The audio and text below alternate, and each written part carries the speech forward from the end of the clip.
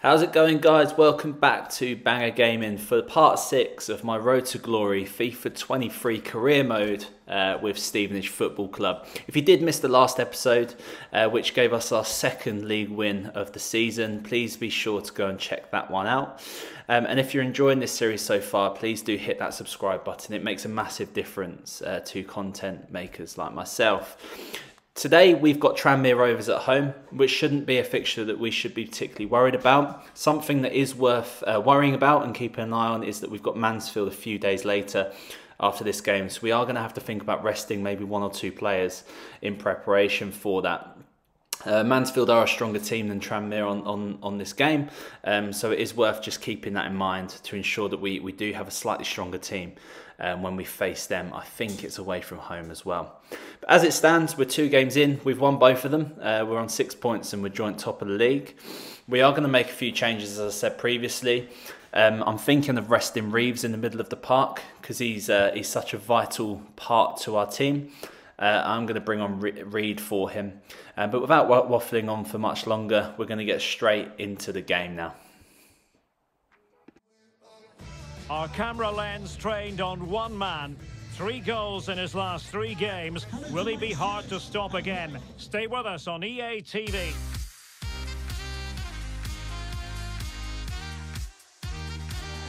Welcome everyone on a perfect night for football with the floodlights beaming down. I'm Derek Ray, and adjacent to me in the commentary box is Stuart Robson. And League 2 action is what's on the menu coming up live. It's Stevenage against Tranmere Rovers. Well, thanks, Derek. What a start to the season it's been for the host here. They've looked well organised, they've played some good football, and they've been full of energy. Let's hope they show the same qualities today. Always difficult to predict in advance who might decide a game, but you could make a strong case for this man, I think, Stuart. What are you expecting to see from him? Well, Derek, we know his movement is very clever, but it's the speed of that movement that causes defenders so many problems. He's got great pace, he gets 1v1 against the goalkeepers, and nobody can recover.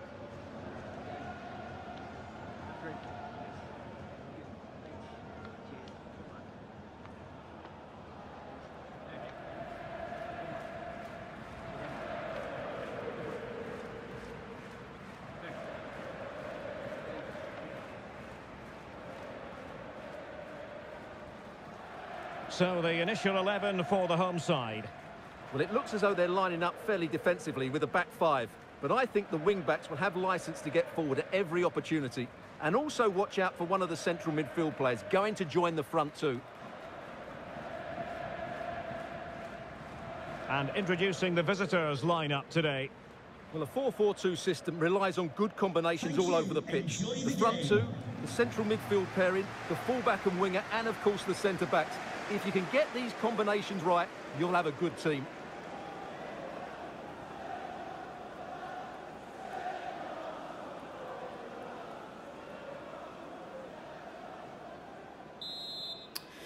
Okay, so here we go. Tranmere get the kick-off, and straight away they're coming at us. We do drop our players back. We're playing 5 at the back like we normally do, with wing-backs. And we're just basically trying to get hold of this ball and stop them from coming at us. It's proving more difficult than I was hoping for. And in the 3rd minute of the game, Tranmere go ahead with a wonderful strike, it has to be said. Ashby Hammond may have been able to do a little bit better there, I'm not sure. But defensively, we left a huge gap in the middle and allowed Tranmere to sort of pass through it and score. You could almost say that we were caught napping at the start of this game here. It is a wonderful strike, and there's nothing Ashby Hammond could have done there.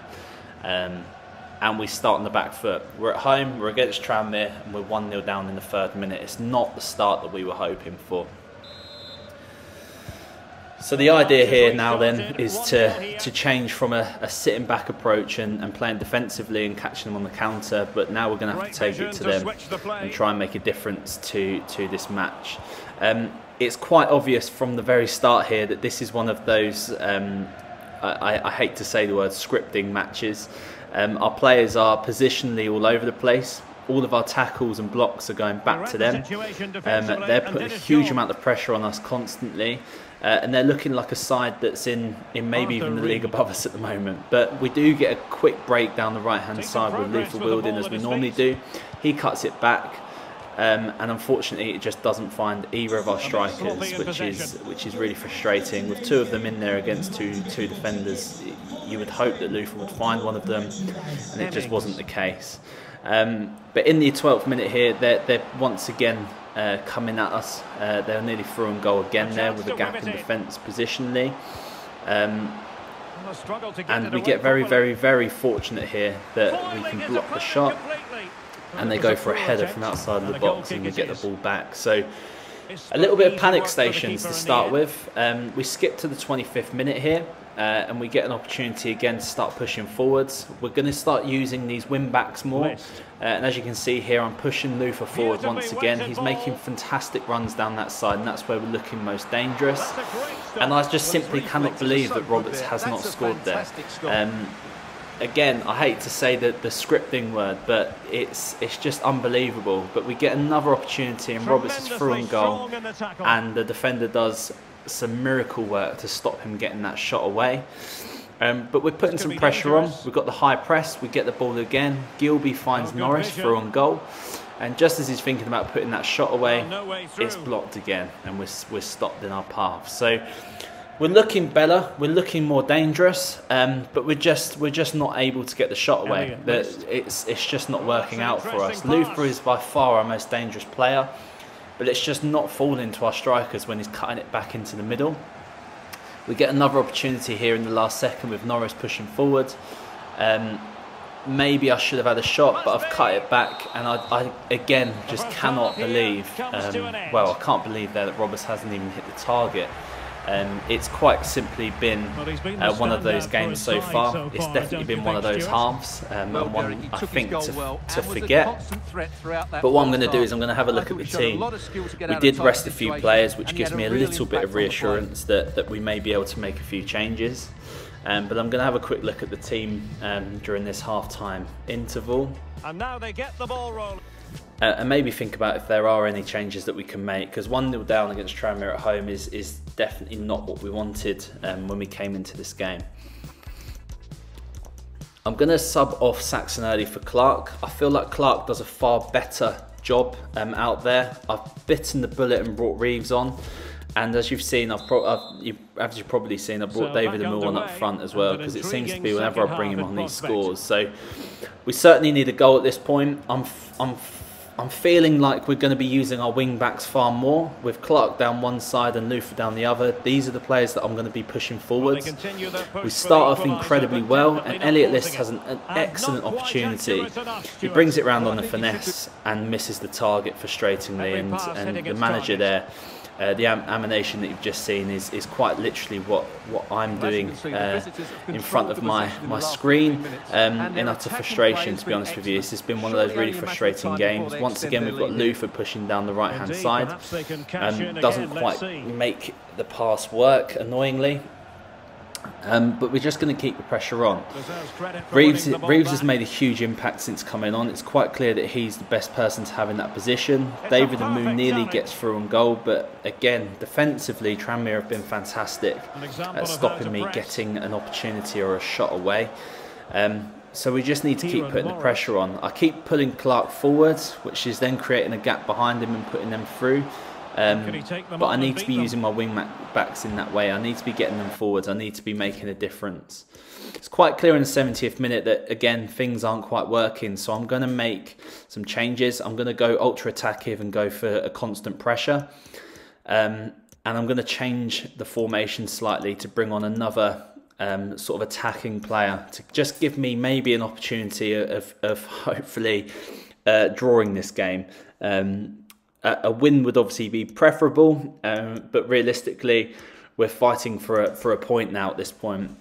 We've not really had any out-and-out strikes or attacks or chances. So by bringing on another striker, taking off a defender and going ultra-attackive with constant pressure, I'm hoping that we may be able to find a bit of space and hopefully get an opportunity away. So Piergiani comes off. Reed comes on. This is Reed's opportunity really to make a bit of a name for himself on the team sheet. But things like that you've just seen there just keep happening. The tackle just goes back to them. And over and over again they're getting the ball back. I'm not sure how that wasn't a corner, but we will certainly take that, and we're going to push forward from there. I'm looking for one of these strikers to make a bit of a move in behind. We find Roberts making a lovely little run. We then find Reeves, who, again, I'm just sat here with my hands on my head, and I can't believe, I'm watching the replay here, I cannot believe he's not hit the target. It's just been one of those games. Again, the emanation of the manager is absolutely perfect at this point, and it's exactly how I'm feeling. They've brought off their striker. It's quite clear that they're fighting for their 1-0 victory at this point. But I'm not resting easy at the moment. We've put the pressure on. We're going to be coming at them, trying to stop them coming out of their half. The problem is if they do come out of their half with the constant pressure, we're going to be outnumbered. So we are taking a bit of a risk. It's highly likely that we may even concede again. But as you can see, we're getting great opportunities, but it's just not working out. How that through ball didn't find Roberts is again beyond me. They're through on goal. And fortunately that pass goes astray. The pass that you've just seen there from Clark sums up the game so far. Absolutely woeful. They're through on goal, and Ashby Hammond keeps us in it, essentially. We're in the 82nd minute. We're 1-0 down, and we're pushing forward now for the victory. List is making a fantastic run. Sorry, Reeves is making a fantastic run. I thought I'd ruined it at that last minute by taking that extra touch, but fortunately I got it off. I got the shot away, it went through the keeper, and now Reeves is in the crowd celebrating. I think I deserved 1-1.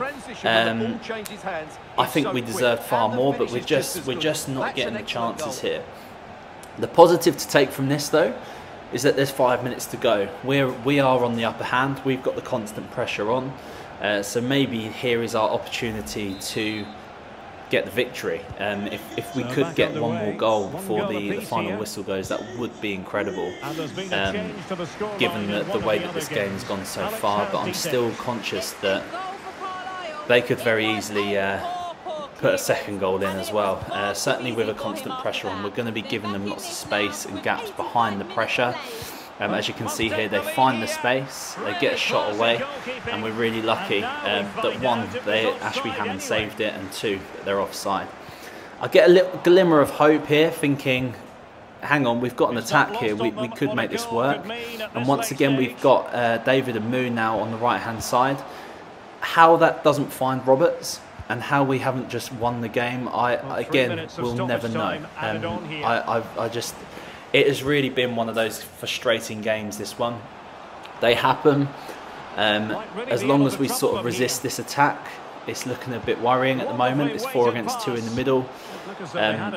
Sweeney fortunately saves us there and clears the ball. We're going to get the final whistle. So the fact that we come away with that point is good, considering the way that FIFA's treated us there. That was absolutely woeful. Our players, I do think, gave it everything, but it's just one of those games. We get them sometimes, you get them in real life, so it does make the game a little bit more accurate, I guess. Fortunately, I did bring Reeves on. I took the bullet, and he's going to be not as rested as we wanted him to be for Mansfield. But fortunately, we brought him on because he did break that deadlock for us and brought home the point. So. We're now going to go to the press conference, as we always do at the end of these videos. We're going to do things again to make the players happy, but I'm going to give answers that also suggest that I'm not particularly happy with the performance. But that does bring us to the end of part 6 of this Road to Glory campaign. I really hope that you're enjoying it so far. If you do have any comments or suggestions, please do whack them in the comments box. I've made the decision that I'm going to recall one of my scouts after the next report, and I'm going to go out and find an outstanding goalkeeper. But in the next episode, we will face Mansfield. I think we're on the road. Hopefully we can again stick a point, or maybe even come back with 3 points. But time will tell. If you have enjoyed this episode, please hit the like button, please hit the subscribe button.